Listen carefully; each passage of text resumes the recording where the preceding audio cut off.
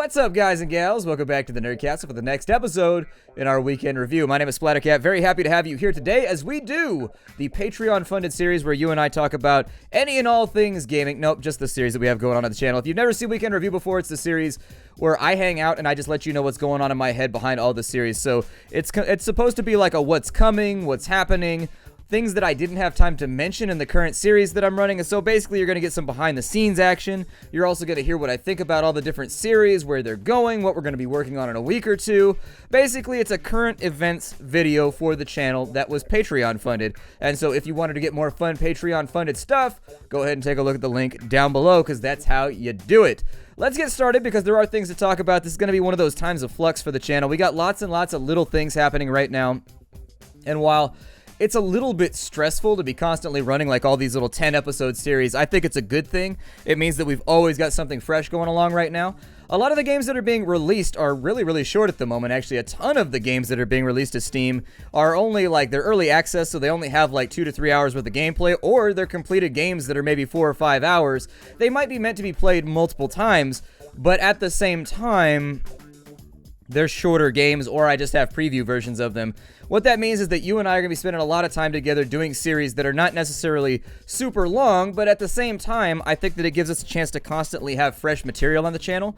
It increases my workload, but I like being in a situation like this because I would rather have way too many things to work on than to have nothing to work on. And so compared with, like, say 6 months ago, where there was nothing to work on in the channel, like there were no games coming out, there was nothing to cover, there was nothing to work on because nothing was coming out, I feel a lot better about our current situation. So I'd rather have this situation than the last one. Still, lots of things coming, going, changing, things happening and not happening as time goes along. And we got to take some time to talk about them. So yesterday was a big day for us. We started off a couple of new series. We got Solus Project, was a preview build. We got the early access build to the Solus Project, which is a survival exploration game, which I'm actually liking quite a lot. I liked it a lot more than I expected to. As I've been working my way through the game, as we get further and further in, the more I like it. I actually think the beginning of the game is its weakest portion, and whereas for me, most survival exploration games tend to be the most interesting at the beginning, Solus Project flips that on its head by having a beginning of the game that is not really that engaging. It's got like animation issues. Some of the things do not look super clean for it, but at the same time, as you get further into the game, it gets better and better and better as they start to heap the intrigue on top of you, and you start to wonder what happened on this alien planet. And so I'm liking the game so far. I don't think it's gotten a whole lot of, I don't think it's gotten a whole lot of coverage on Steam as of right now. So I figured I would throw it up on the channel, and hopefully people would see it and be like, okay, I get what they're going for. And if they're not interested, that's perfectly fine. But if they are, it might be a fun little project to work on. I do think this is going to be one of those games that's going to be vindicated as time goes along. I think it's going to generate a lot of warmth and a lot of heat. Probably about a month from now, maybe a couple weeks from now, the game is completed. I talked about that in the series where the developers have the game done. They've said that they have like the gold copy on their desk right now, and all the developers have played it and beaten it. All the content has already been created and implemented into a final build, but they wanted to bug test each chapter one by one, and so I think there's like 4 or 5 chapters to the game, and they wanted to bug test them before the final release, and they figured they couldn't get all the bugs themselves. So what they would do is they would bring in the Steam community, and they would just release one chapter at a time, like every 2 weeks, until the whole thing was bug polished and good to go, and then finally they'd repackage it and do some kind of sale. But yeah, I do absolutely feel like the game is going to go somewhere, and I'm definitely intrigued by the little tidbits that I've seen so far as I've been playing the game. It has been a treat to fiddle around with, and so hopefully you guys are enjoying it too. If not, the game, as of right now, they said the first chapter is only like 3 hours long, so meh, it'll be out the window probably by the end of next week. I think I'm about 6 or 7 episodes in right now, 25 minutes a pop. I am moving a little bit slower than some people would, but I like to fiddle around with stuff. I've missed things, and I like to play around with things and kind of look down hallways and open doors and all that kind of stuff. So I think I'm probably taking it a little bit slower than a lot of players will. So the Solus Project, you should check it out. It's on Steam right now. Overfall also released, so I talked about that just a minute ago, how yesterday was a busy day. We released a lot of series. Overfall is a series that I've been sitting on for a little while, and I mentioned that a bit at the beginning of the series, where I had like an executable build of the game like months and months and months and months ago that the developers had sent over, but it was missing sound effects, it was missing music, it was just missing too many things to where I was like, I'm gonna have a hard time repackaging this for YouTube. I'm gonna have a hard time convincing people that the game is super swell if you have to play it in silence and so many things are missing. And I'm happy to announce that the game has been pushed back, so that's not the part I'm happy about. It was supposed to come out on the 25th or the 24th. They pushed it back by a week. Now it's gonna come out on March 1st. Not really sure why. They announced it on the forums a day or two ago, so you can't quite get the game yet still. I've put the links in there, so I have to retroactively do it down the line. Overfall, if you haven't seen me play through it yet, or you haven't heard anybody else play through it yet, it's basically a tactical RPG, which actually has a lot of MMO mechanics too, such as like purging buffs and debuffs and things of that nature. You can definitely tell whoever made the game was into World of Warcraft because there's a lot of references there as well. However, Overfall is a tactical RPG where you take characters, a tactical RPG roguelike, I guess, if you wanted to keep just concatenating and adding more stuff onto the end of it, where you take control of two heroes that have gone into a portal. They come back through the portal thinking it's only been like 6 days, and it's been 300 years, and so now they have to go through this big prophesied process in order to stop the world from being destroyed by Vikings, which are invading through portals. So far, I like the game. I think it's a little buff heavy. I think that the combat can be a bit much to latch onto just because there's so many things happening at any given time. I do think that the game suffers from a little bit of overcomplication, but I get what they're going for. They wanted to make a roguelike that would have so many gameplay mechanics and so many like random things going on that it would be infinitely replayable just through the randomness of like what buffs, debuffs, attacks, and things of that nature that all of the enemies have. So I get why they did it. The game is chock-a-block full of unlockables and all kinds of random stuff you can play around with if you're really, really into that sort of thing. I'm the kind of person where I do like unlockables, but I like unlockables to be purchasable. And so the way that it works in Overfall is you will just do random events, and every now and again a random event will come along and you'll solve it properly, and they'll be like, you have unlocked this ability for the priest. You have unlocked this character class. And so I'm not a big fan of that just because it relies really, really heavily on randomness. I like it when at the end of a run you get like gold or experience or something, and then before you start your next run, you can look around, you can click on the things that you want to unlock. I like having a little bit of control in there so that like if I want to play with some new classes, I don't have to wait for it to randomly come up. I can play with some new classes. Still, I am pleased with what Overfall has offered so far. It is a pretty robust little game. I've played for about 4 or 5 hours now, and I've only seen the same events repeat on the islands maybe once or twice. Like, I'm still getting new events almost every single time that I go to an island. At its core, the game is basically just a random situation generator where you've got to resolve these random storyline tidbits in order to advance the greater narrative. And so I like that about the game, and they've put a lot of content into it. I think that Overfall is going to be a solid game, especially since they've given all the development tools to the community. And so I'm thinking that you're going to get some pretty major, like, fan-made DLC packs and stuff like that that are going to add on and just make the game really, really, really thick and stacked.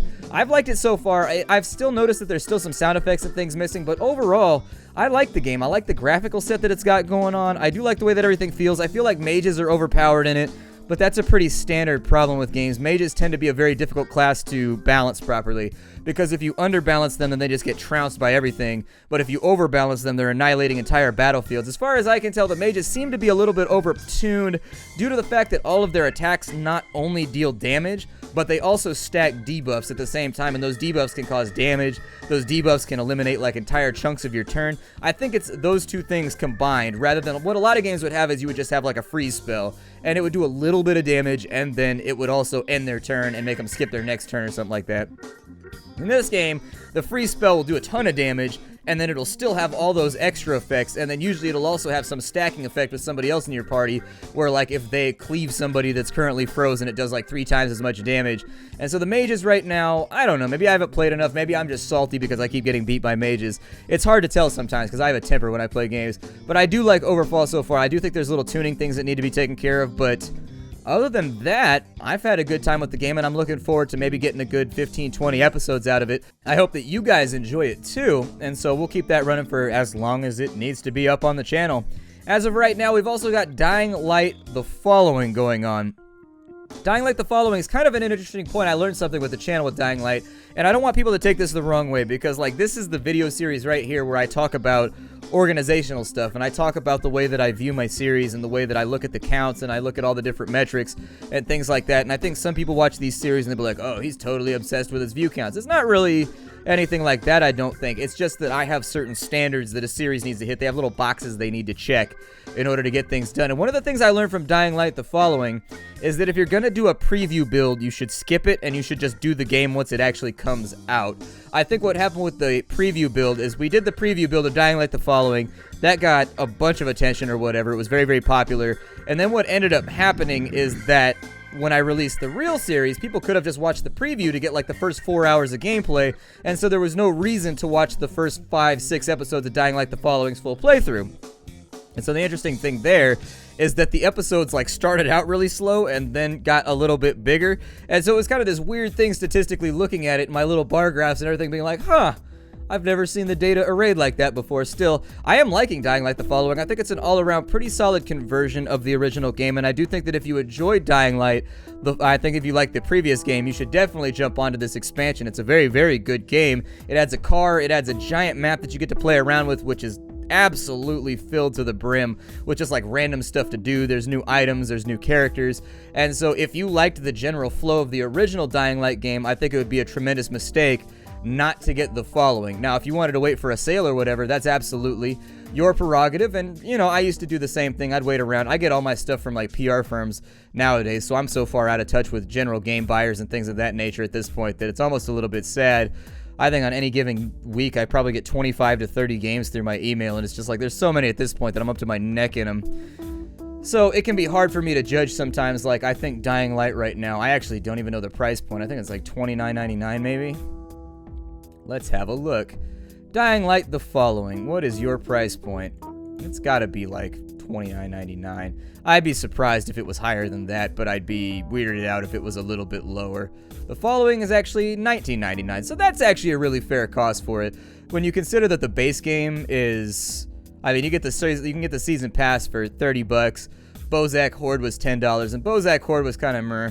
However, the Following is like a fully fledged expansion. Like, the map is as big as the original map of Haran, and it adds new mechanics to the whole thing. A new level up tree. It adds like a level up tree for your car as well. So technically there's like 2 level up trees. It also adds, I think, like a legendary tree, although maybe that was added elsewhere. I've been having fun with it. I think it's a really, really good game that expands upon all the original principles and does a good job at giving something for high-level characters to work on once they're done. Firewatch ended this week. I was actually a little bit disappointed by how short Firewatch was. For a $20 game, I was a little bit surprised that I only got about 2.5 hours out of it. I think my final time played here, and I can look at that for you in Steam. Firewatch, my final playtime, well, it says 5 hours, but this is the same link that I used in order to play the preview build, which gave us like an hour and a half more. So maybe I got 3 hours out of it, 3.5 hours out of it. I'm sure there's some dedicated person out there that'll sit down. And actually, the last episode was like an hour, so maybe we did get 3 to 4 hours out of it. Still, the game felt a little bit short to me. Was really sort of put off by the ending.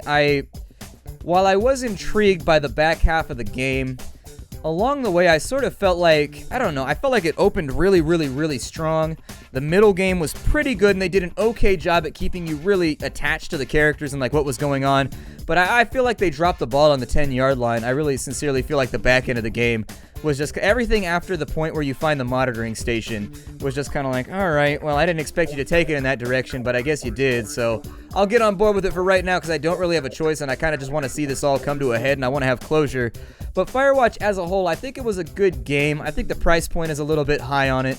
$20 for something, there's always people that'll make like the fancy dinner comment, or there'll always be people that'll make the, you know, you could go to the theater comment about it. And yeah, I do think that that's true, that you go to the theater, pay $20 for you and your girl, or you and your guy, or whoever, to go watch a 2-hour movie, and you accept that as the cost of doing business. But with a $20 game, they always seem to be judged very, very harshly. Still, the reason that is that they don't really make $20 40-hour movies out there. They don't really do that. I mean, I guess if you can jump up on the internet and pirate or do whatever it is, you could take that approach, but I don't really. The difference is that there are other games for $20 on the same platform that you can get 35, 45, 55, 65 hours out of. And so whereas I respect the fact that they were going for a strongly narrative-tied game that was supposed to draw you in and then, you know, end as swiftly as it started, I think they still could have drug it out. I don't know, they skip like 30 days at one point, they skip like 20 days at another point. I think they could have fleshed that out a little bit better and gave you maybe another 2 or 3 hours worth of gameplay. I would have been exponentially more happy at 7 to 8 hours of gameplay than I was at 3 to 4. And so I think 3 to 4 was just way too short for Firewatch. It was still a good game and I'd enjoy it, but if you haven't bought it yet and you didn't watch the series, don't watch the series. There's no point getting the game if you've already seen the storyline. The storyline is all that game has going for it. I would recommend maybe wait until it's on sale for, I think $9.99 would have been a much fairer spot for it. Still, I liked Firewatch. Don't take those critiques as me saying that I don't like the game. I found it to be really, really enjoyable, but those were my critiques, is that the back end of the game was markedly weaker than the front end, and then the game is just short as a whole. It's a game that you're not going to spend a whole lot of time with. As far as things are going for Layers of Fear. I actually had a question that I wanted to ask all of you about Layers of Fear. Layers of Fear is kind of an interesting special series for me because I'm not really sure what happened with it. The series did not do very well, and I wanted to ask all of you as my viewership why you think that was. And so the question for you all is it just horror games? Like, you guys don't want to see horror games on the channel? Or is it B, that it's just not a good horror game? And I wanted to take that as kind of like a little straw poll right there. I wanted to ask people what they thought about it, and I'm going to read the comments on the video. I try to go through all my video logs and read all the comments and kind of, because this is where I ask you all questions and I kind of level with all of you. Layers of Fear was kind of a weird title because I expected to hit it hard and I was really excited about it, and I thought that Layers of Fear was a really fun game. I enjoyed it. Probably the first 3 quarters I really liked, and then everything after you pick up your daughter's hair I kind of didn't like. I didn't like it once the dungeon started being, or once your house turned into like the weird MC Escher place, and I didn't like the whole like playing checkers subtext to the last chapter. But other than that, I did finish up the game today. I actually recorded it right before I started this video log. It's going to be up and ready to go. I don't really care that the series was not a hit because it was only like 9 episodes, and that makes my life very easy. If the what's really a problem is when the game doesn't do well and then it's like a 40 episode game and you're just like, oh man, what do I do now? Got to kind of like this Anchor series, I guess. But yeah, I wanted to ask you guys what you thought about it and why you surmised that it didn't do so well. I felt like I did an okay job with it as far as my commentary and whatnot goes, and so I wanted to open up to the audience and ask if it was just not an interesting horror game, because we did really well with Alien Isolation. People liked Alien Isolation a lot. What was the difference between Layers of Fear? Did it feel like they were just going for cheap horror, or is it you just don't want to see horror on the channel anymore? I'm interested to hear your thoughts about that. Layers of Fear was a horror game that I liked. I think they did a good job with it. I think that all in all, if you're into jump scare games, they did a really good job with it. They did a good job of making a game that is a quality version of the jump scare games that are already available, while at the same time, the game does have some legitimately eerie points in it.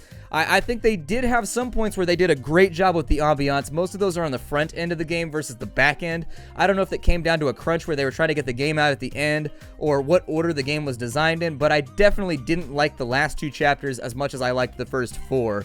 And so, once again, it started off very strong, and I felt like it kind of just fell down some stairs at the end. Still, I liked Layers of Fear, and I felt like it didn't rely too much on the jump scare thing to get its job done. There were moments where they didn't jump scare you. They put it right there on screen, and they said, you look at this thing, and you stare at it for a second and let it eke into your soul. And I liked Layers of Fear. I liked the storyline. I think they were a little bit vague. I think they could have used a little bit more imagery to kind of describe what was going on, maybe flashbacks or something like that, where you get your memory back. I did find the ending to be overall unsatisfying and predictable. But other than that, I think that it was a quality horror release, and that might be just due to the fact that there are so many bad horror games now that any horror game that is like a 6 or 7 out of 10 automatically becomes like a 9 out of 10 to me.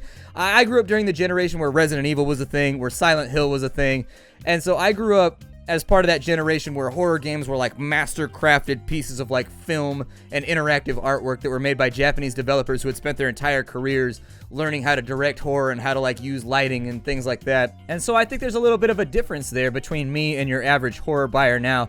It seems like nowadays people are really into, you know, Freddy's. They're really into things like the Slender Man games. They like the jump scares nowadays. And that doesn't sit with me. I've never liked jump scares. I've always felt like that's the cheap and easy way to get a reaction out of people. Like, anybody can hide around a corner and go, "Wah!" and be like, ah, it was a joke. Yeah, but it was an easy joke. Like, that's the thing. It took you no effort. Like, anybody can make something teleport in and scare you when you turn around. What I liked was things from, like, Silent Hill 2, where the entire game is just an exercise in anxiety. Like, the entire time you're working through that game, you're like, I really just do not want to keep going. The game just keeps getting gnarlier and gnarlier and gnarlier, and it feels like it's oppressing just how much anxiety and how much tension is just packed into this game. And so it might just be a generational difference. That was what I considered horror growing up. Maybe people nowadays have shifted their definition of what they think horror is, and maybe I'm just a man out of place. It's possible, but I liked Layers of Fear for what it was. All commentary on the genre aside, Darkest Dungeon. Darkest Dungeon is probably going to be taking a seat. I had mentioned that when we first started off. There was just a little bit of a filler series because we had a couple weeks to kill in between like things that I wanted to cover and things that I was already covering, and I didn't want to have giant gaping holes in the schedule. And so, Darkest Dungeon, while it's a good game and while I enjoy it, I feel like after we kill the bosses the first time, there's like little increases to the content in it. But the unfortunate thing is I've now had the pleasure, I've streamed the game about 30 hours now in between just the YouTube series. And what I found is that as you go up difficulty levels, the game really doesn't change all that much. You're fighting the same bosses with like a minor twist, or just with an HP pool increase. You're getting a couple new monsters per dungeon, but it's not enough to keep me hooked. And so anyways, I'll probably upload my backlog, which is basically me killing all of the beginning of the game bosses, except for I think the Siren, and then I may just like let it go.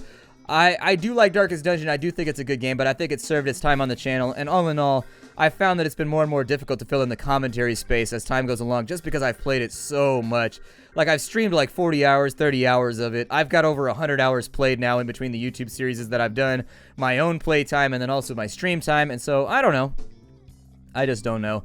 It's in an okay place right now to where I think we can let it go. Dragon's Dogma is in a similar place where it was just supposed to be like a filler series, and I think it did a pretty good job at that. I enjoyed the game tremendously, but I'm always a little bit antsy about doing RPG type stuff on the channel just because it doesn't seem to sit very well. The things that always seem to do best on the channel are things like survival games, things that have like a crafting component, or things that at the bare minimum have a sandbox component to them. And so I try to stay away from strongly narrative stuff. Obviously, the last couple weeks have been a big deviation from that norm. But I've been happy all in all with the things that we've done. I think the channel is kind of in a down slump right now. We had a very, very, very good beginning to the first quarter, and we're kind of like on the way down right now. And so I'm gonna be throwing a lot of series and just like playing around with a lot of indie games, just trying to see what sticks over the next couple coming weeks. As for what's going to be replacing some of these short series, because Solus Project, I doubt it's going to have a ton of episodes. Overfall, I doubt it's going to have a ton of episodes. Dying Light, I have no idea how long Dying Light's going to go on for, so that one I'm kind of on the fence about. I was actually going to look and see how much. I can't imagine it'll have more than 20 episodes, though. Just because at the point that I'm at, I think I've recorded like the 13th and 14th and 15th episodes now.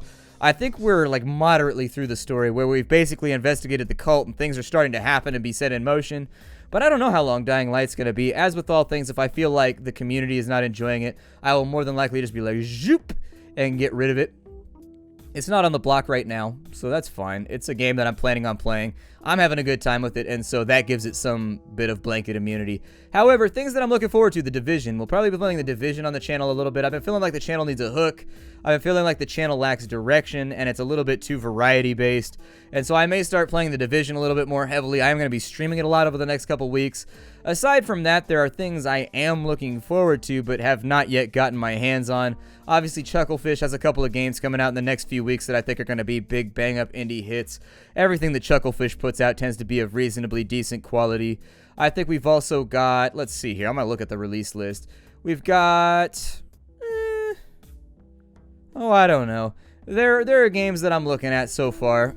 I think that we've got like Reagan Gorbachev, which looked reasonably interesting. We've got, as I mentioned previously, we got Life in Bunker coming out. We've got Acaratus coming out. There's a lot of things that we're going to be covering here on the channel over the coming weeks.